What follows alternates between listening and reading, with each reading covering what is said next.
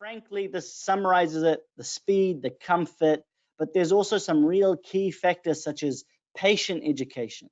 You can engage the patient with these scanners because they can, see the scans. You can have them either on a TV in your practice, which many clinicians do, or simply just have it on a laptop and show the patient after you've taken the scan.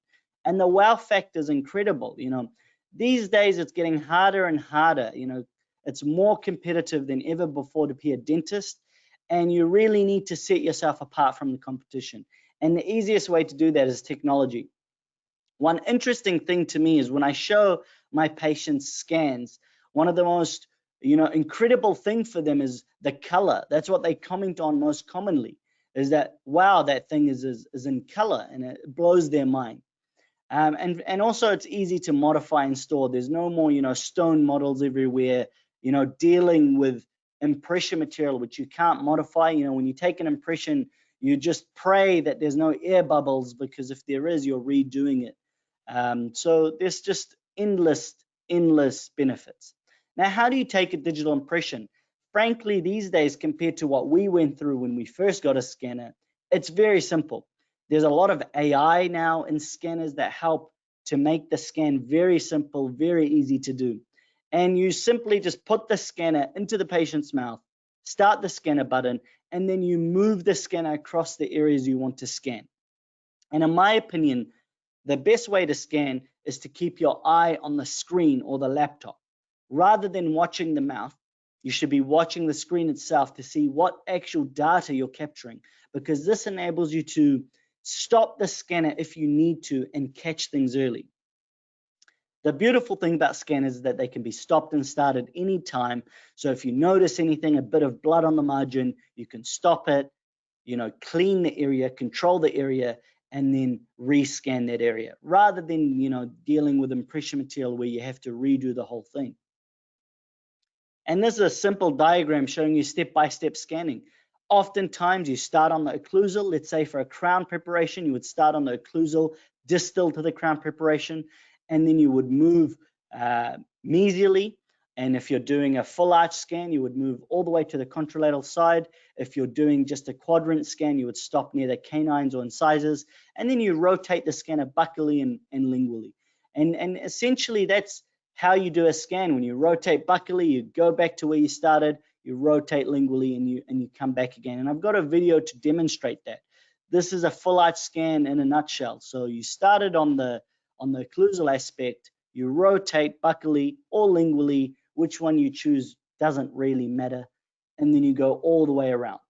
And when you get good at doing this, you can easily take a full arch scan within 60 seconds using modern scanners. This shouldn't be something that takes 5 minutes or more. And here's another video here. This shows a quadrant scan, occlusal first, rotate, rotate.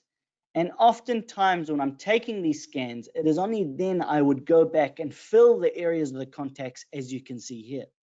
And going perpendicularly, as you can see, is a great way to fill those contact areas. And it really is that simple, guys.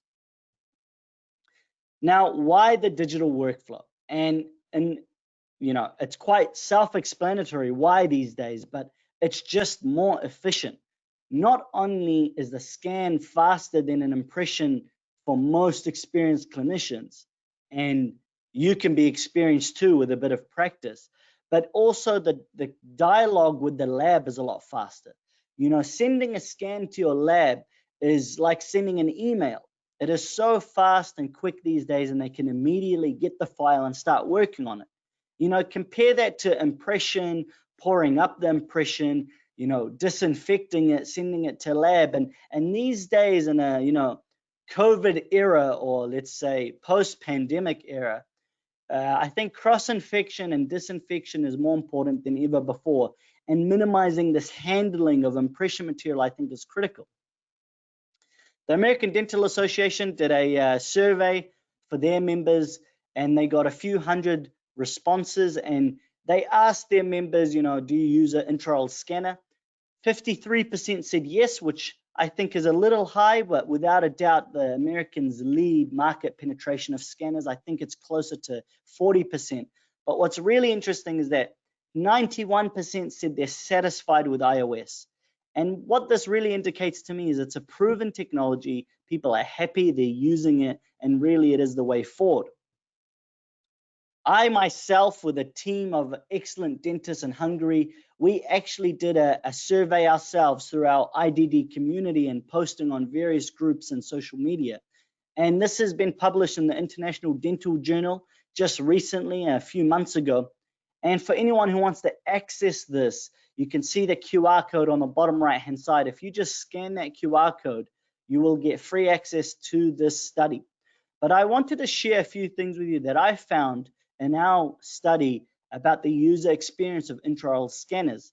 And so we surveyed over 1,000 dentists. We got 1,000 responses, which was massive, and it's probably one of the largest surveys ever conducted on intraoral scanners.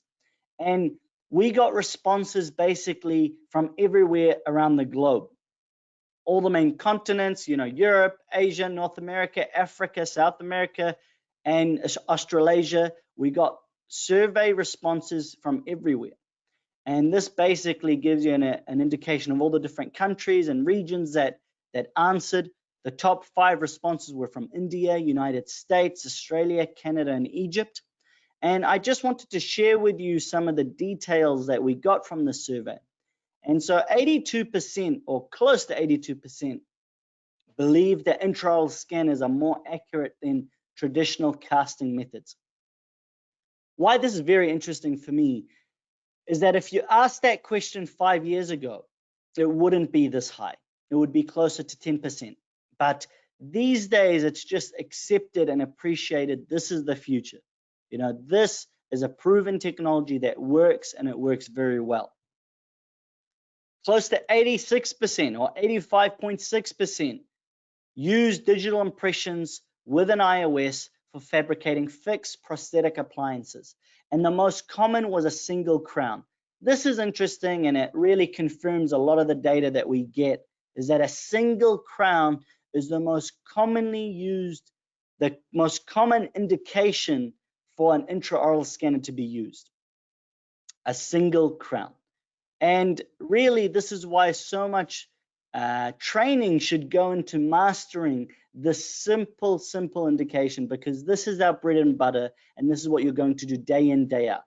And this is something that I do day in, day out, every single day in my practice. Here's something that was very interesting to me, and that the main reason for purchasing an intraoral scanner was the number one reason: recommendations by colleagues. And this was, quite significantly more common of a reason than the accuracy of the system or the brand or the price. And I believe this is one of the reasons that Medit has done so well in the past 4 years, is due to this, glowing recommendations from their customers, and that most people really enjoy using their Medit scanner. And lastly, we surveyed all the people that completed the survey about the different types of scanners they use in their practice, and we asked them to rate these scanners. And Medit did very well across the board. The Medit i700 wireless was rated very highly, i700 was rated second, and i600. And this was, again, a completely objective survey of dentists. We were not sponsored by Medit or any company. This was done through IDD. And anyone who knows about the Institute of Digital Dentistry, which is a company I started, knows one of the fundamental cores of our business is being completely brand agnostic and objective. And this is why our reviews are so popular. So, this was quite interesting data for me to see how popular these scanners are. Now, moving on from that. So what can you actually use a scanner for?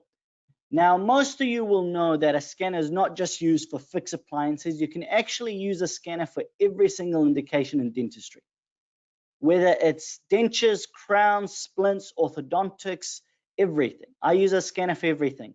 The only thing that really I need to take an impression for these days is if a patient comes with edentulous ridges and I need to make them some dentures, because still it's key to get a functional impression, and I would take an impression, but I would then scan that same impression. But everything else I'm using a scanner for. I literally don't use impression material in my practice anymore.